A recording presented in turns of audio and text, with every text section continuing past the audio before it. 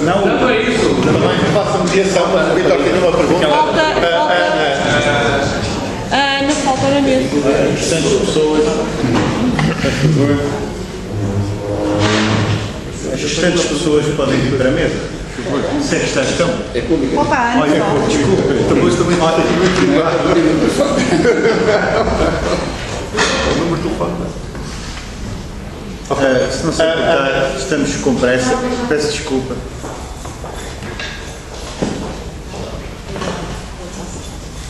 Então, eu faria já a primeira pergunta para não ocupar demasiado tempo ao professor.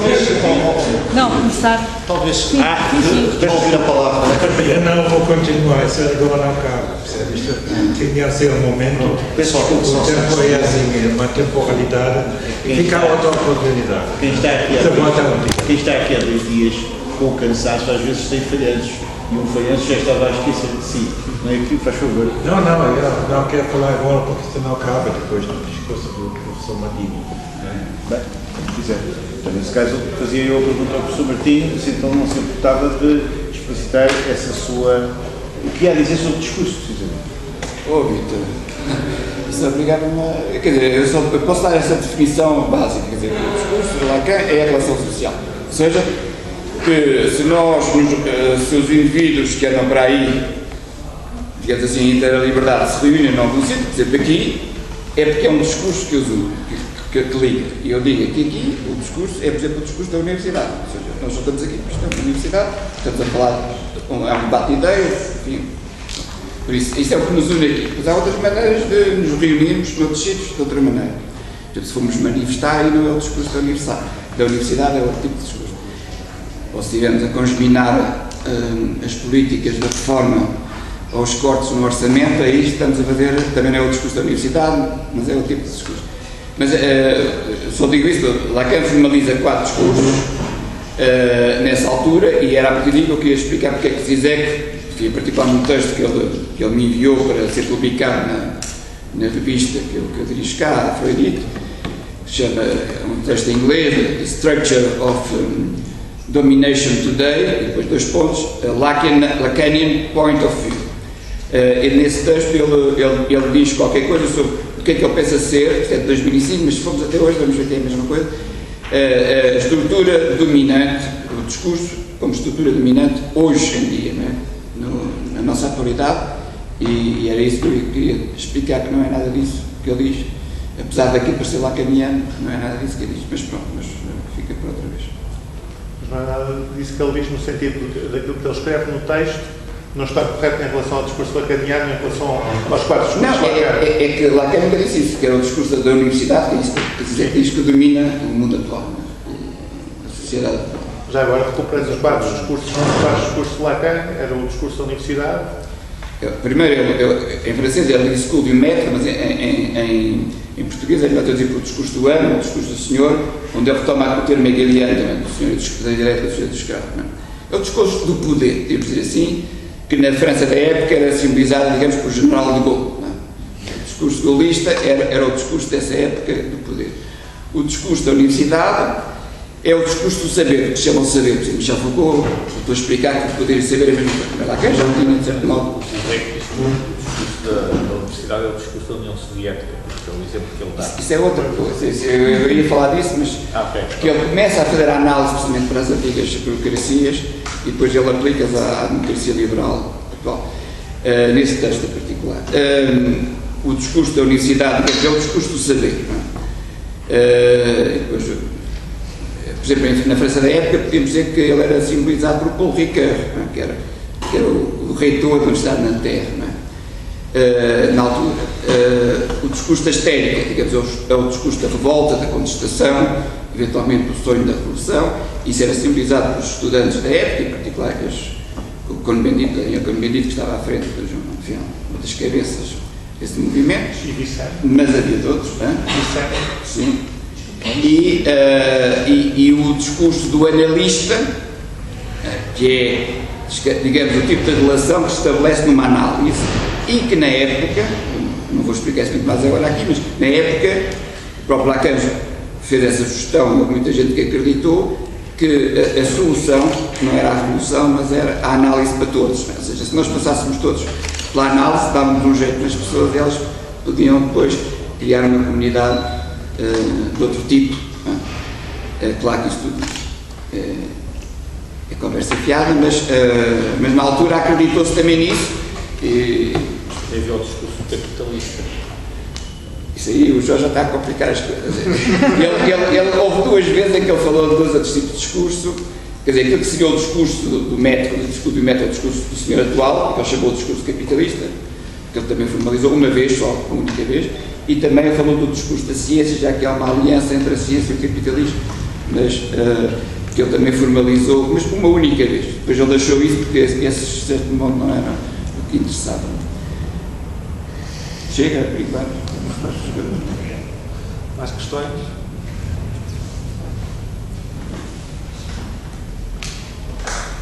Je peux formuler en français ou English? What is better? French? Français. Français, très bien. Alors, vous dites que le fondament de Zizek est lacanien. Pouvez-vous dire que pour comprendre ce que dit Zizek, quelle est la manière fondamentale qu'il faut comprendre Lacan pour pouvoir même rentrer dans la pensée de Zizek? Eu esse aqui até podia ajudar aqui ao Vítor, porque ele escreveu um textozinho para o Facebook aqui do Congresso, em que ele diz que, novamente, eu só sei a primeira parte, a segunda parte não é. Ele diz que a leitura que Zizek faz Lacan é basicamente a de Jacques Alain Miller. E é verdade, é Jacques Alain Miller, em Paris, que o orienta, não só a TEF, mas que o orienta, e não só a ele, orientou toda a gente na altura, e ainda orienta essa leitura de Lacan. Ou seja, que ele mantém-se muito próximo, de facto, de Miller, mas a dada altura, como faz parte da dialética do senhor e do escravo, ele começou-se a opor a Miller e por trás de Miller há sempre Lacan. Há já um Lacan, acho que o Filipe Pereira ainda não falou isso, há já um Lacan, uma colheita de vinhos da marca Lacan que ele já não bebe, não é? Que aquilo embeda demais, então ele prefere não. Que a partir de 72 ele acha que aquilo já não vale a pena beber daquela safra. Isso é outra coisa. É outro assunto.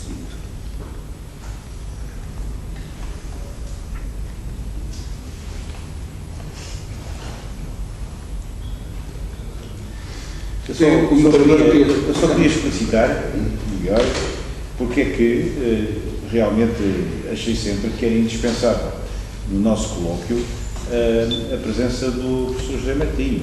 É que eu durante muito tempo andava atrás de si a tentar saber onde é que ensinava. Eu estava no Porto Partido com muitas aulas, não tinha tempo para vir a Lisboa e depois quando finalmente soube onde estava, pronto, fiquei muito satisfeito de poder conhecê-lo e frequentar os seus seminários e estou desejosíssimo de sentar uma série de problemas da minha vida para poder voltar, se me disser acolher, tenho certeza que quer, porque acho que é uma pessoa muito aberta e que me acolheram sempre com muita generosidade e até amizade.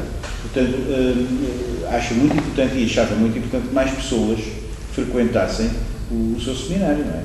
É absolutamente essencial. Se acontecer, é melhor contactar, porque nós vamos mudar de sítio.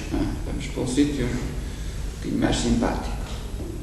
Agora, o que eu pensei sempre é que num colóquio sobre Zizek, seja qual for a distância que o Zizek estabeleceu em relação ao Lacan e seja qual for até a versão que o Zizek, ou que o professor José Martinho leia no Zizek como mais ou menos adulterada, ou mais ou menos Coca-Cola, ou seja, não interessa. O que interessa é que num certo momento, realmente, o Zizek, em 82, salvo erro, defendeu, não é, até esse terceiro ciclo em França, que eu li, não é, está aqui, e li com o melhor cuidado que é possível, e até já traduzi uma parte, não é, com o Jacques Alain Miller. E, portanto, quer dizer, se depois, evidentemente, houve uma evolução ou uma alteração no pensamento do Zizek em relação a esta matriz inicial, isso... Não, eu penso que a tese é fundamental para entender Zizek, porque ele de certo modo nunca se desviou disso, não é? Ele digamos, zangou-se entre aspas para cada malta lá, mas ele continua a pensar mais ou menos assim, ou seja, que a leitura que ele faz de Hegel hoje não é muito diferente dessa que ele fazia nessa altura.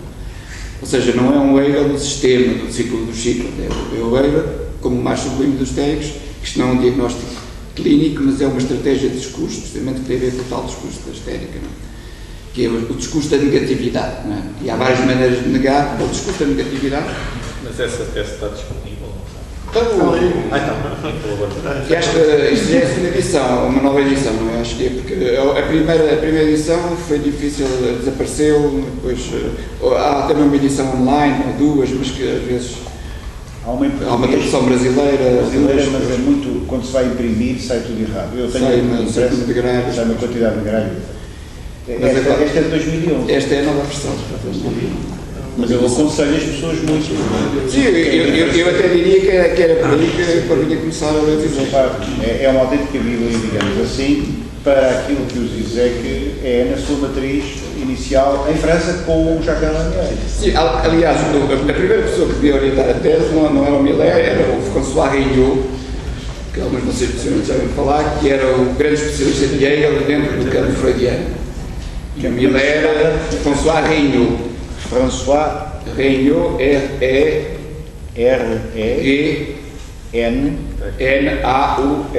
está aqui. Está na bibliografia. Que é alguém, enfim, um tipo muito interessante, assim, que trabalhou em muitas áreas, em particular no teatro francês, com grandes ensinadores franceses, como Patrice Chéreau e outros.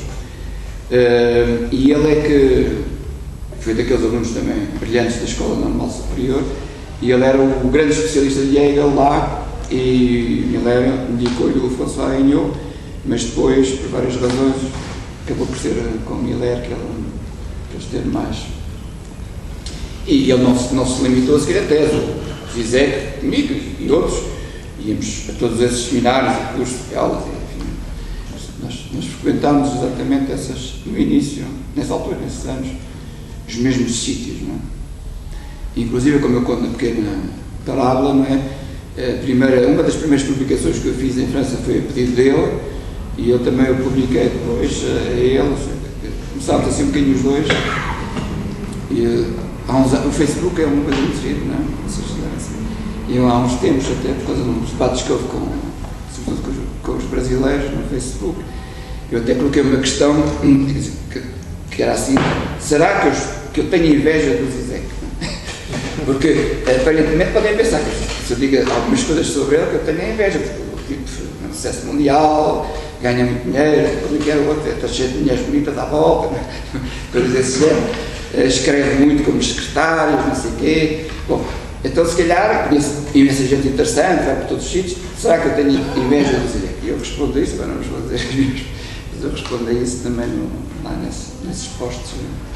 Uma coisa que é certa é que o Zizek é das pessoas que menos direitos de autor perde, parece que quase. Por isso é que tradução, é muito. Exatamente. Por isso é que é muito editado também. Mas vende muito livro. E tem outras fontes também. E como é que vê a questão daquilo que é a passagem para o discurso filosófico e a relação que é essa releitura de Lacan através da questão da filosofia? Depois muitos dos eslovenos desenvolveram muito o Adam Dollar, a Johan Kopiec, a Leka Zupanich, etc. Como é que vê isso do ponto de vista da questão daquilo que é um analista? Está habituado a ver a questão do discurso do ponto de vista da análise? Pois, quer dizer, de facto, há um pequeno grupo em Ljubljana que começa ainda existe hoje em dia, uma espécie de psicanálise teórica. A Johan Kopiec foi para o Buffalo, se estou em erro. Começam a haver algumas saídas. Mas havia um pequeno grupo de pessoas, precisamente, que tiveram acesso a Lacan, como alguns em Portugal, porque também Lacan não existia, não estava traduzido. Houve algumas pessoas aqui que, pouco por milagre, conseguiram ter acesso, ou leram, ou estiveram lá fora. E a preocupação deles, antes, foi um pouco aquela que estava a falar, da interpolação, e era uma preocupação política. Ela dizia que, inclusive, teve problemas na universidade. Por isso, eles tinham que combater, digamos, a burocracia do sítio, um certo stalinismo cultural, etc. E, de facto, a cultura francesa da época, não é? Em particular, a leitura de Capital e o ensino de Lacan foram, digamos, o grande fogo. E quando ele veio, já veio com essa orientação. A ideia era precisamente ir aos sítios certos para poder passar outras histórias, mas não interessam, são histórias pessoais. Algumas têm a sua graça. Eu pus um pequeno vídeo meio cómico no Facebook, vocês não viram,